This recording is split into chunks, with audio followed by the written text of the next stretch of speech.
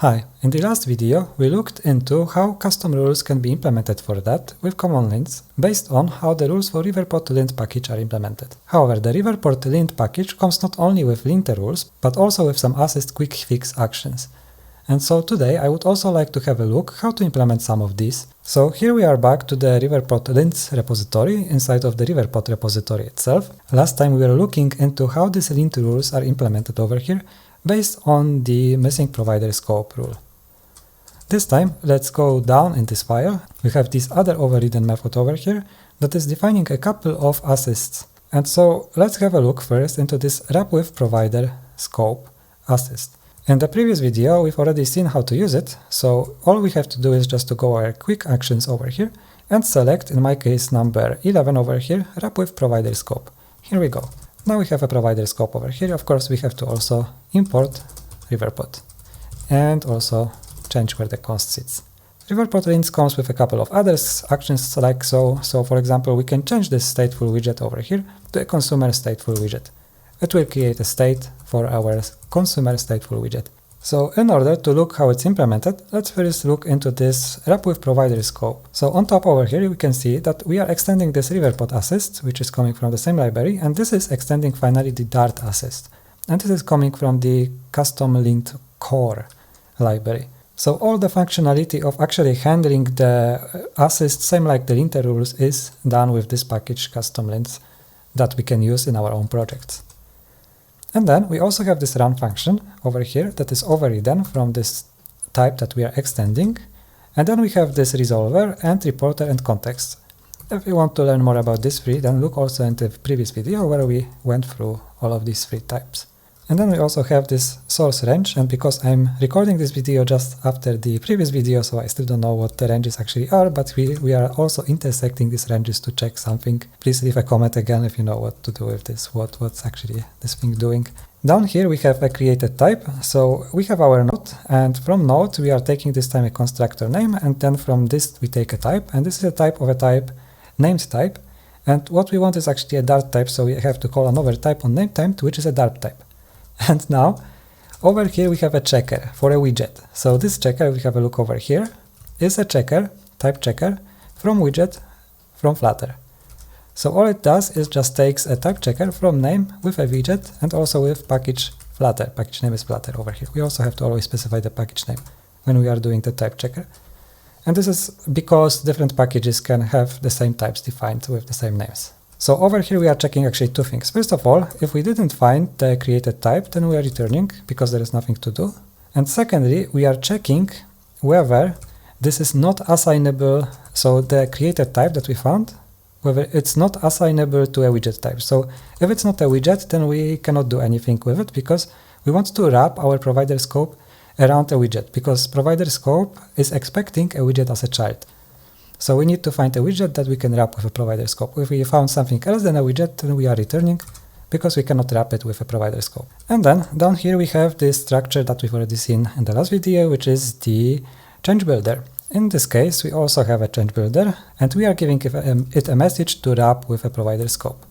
And so as we could see over here, okay, now I already have a provider scope, but we can still wrap it with another provider scope over here, and we can go forever like this.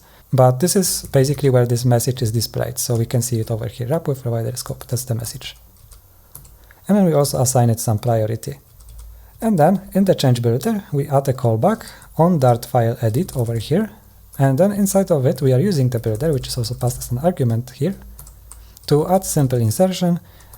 And this is basically working exactly the same like in the Dart fix that we've seen in the last video. So first we are adding some code at the beginning of the node, or text actually, that's what we're adding. We're adding text, which is the provider scope to the child. And then we are adding the actual node here as well, so node.end, this is so we can add the whole node over here. And after that we also attach here a comma and finally a closing bracket. And that's it. That's how this assist rule is implemented. Let's also maybe quickly have a look into this convert to consumer widget, so the video is not too short, maybe. And here we have a very similar structure. So again, we are extending this custom riverport asset. Over here we have some type checkers defined that are only relevant to this single rule. So that's why they're defined here probably and not somewhere else. We don't need to reuse them. And then over here we can see that we again are overriding the run function. The run function takes the same arguments. Then we have this context.registry, so this is the shared state, and we are again adding a callback over here, just this time with add extends close. And we have a node over here out of it, which checks whether these source ranges intersect, and if they do, if they don't intersect, then we return. If they do, then we continue. And here we have a little bit of a more complex case, because we have to take a type of a superclass, and we have to check what it is. When we want to convert to a consumer widget, then we can convert it from different types. So we can convert it from a stateless base type and also from a stateful base type. And when we have a stateless base type, then we don't have state. So there is a little bit less work to do, because we just have to change the constructor. We can have a look over here. So the what class is extended by the widget, and also here in the build function we have to add the widget ref, and that's it. In case that we would have a stateful widget, now it's already a consumer stateful widget, but stateful widget would be the same. We have this extra class which is a state over here. So in order to change this, for example, to a consumer widget, we have to remove this extra class. We have to then move this build function to this class over here, and also remove this override, because we will not have this override state. So being back here, let's have a look maybe at this more complex case. So stateful widget. So over here we are getting the reporter, we are getting the node and source, and then we are creating again this change builder, which we will use to change the code. We convert to consumer widget, which is the message. We give it some priority, and then here is the action happening. So there is a couple more things, as you can see. First of all, as the comment says, we are changing the class, the base class that we are extending. So we were extending, for example, a stateless widget. Now we want to extend a stateful consumer widget. So we have to, or a consumer widget as here. So this is what we're doing with the first part of code. Then the next thing we have to do is we remove the state from this widget. So with this code, we can see that we are having widget class over here. We check members. Then we try to find type where it's a method declaration, and for all the methods that we have, we are looking at the one that is named create state over here. Now if we found one, because there might be no methods defined, someone could forget about this create state method, although they shouldn't, because it should be always automatically generated with the code actions or snippets. But if we didn't find it, then of course we are not doing anything. Otherwise, we are removing this method with using builder.addDeletion, and then we are just giving it this source range. So, okay, maybe I'm starting to get what the source range is. I think it would be like the range of characters in the class, the input class, that are getting like in a text of an input class. Like if we don't think it about the code, maybe if we think it about text. So this is the part of text to be removed. But it's a speculation, I didn't check it out. So after that, we have this search for the association state class over here.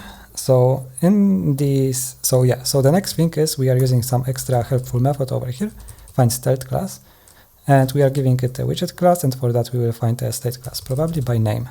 Yeah, so using this helpful method over here, we can find a state class then, and then if we didn't find a state class, so it's an error, of course, but someone could forget it again. We don't have a state class overridden and defined. Then we just return, because there is nothing to do really. And then inside of our state class, we are looking for a method declaration, and we are checking whether this method declaration or the method found is a build. So if we found the build method then, or if we didn't find a build method, then we return, and because that's an error in the code. Next time we build method with ref. Okay, so we are building a new method based on that build method, and what we have to do is we have to just insert that into the original class. So we are taking the method from a state and we are applying it to the widget itself, to the consumer widget in this case. And in the very end, we also are deleting the state class itself. So then we have only a consumer widget. So that was the case, for example, with this consumer stateful widget. Now convert to consumer widget. Here we go. You can see that the state class is removed, the build method is moved to the consumer widget or to the widget, and we're done. So I hope, in case you would be actually implementing a linter of your own, or you just didn't know you can do it, and now you can do it and you want to do it, then I hope I helped you a little bit. And so give a like to this video, comment if I made any mistakes, and I coach you to death, and I see you the next time. Bye bye.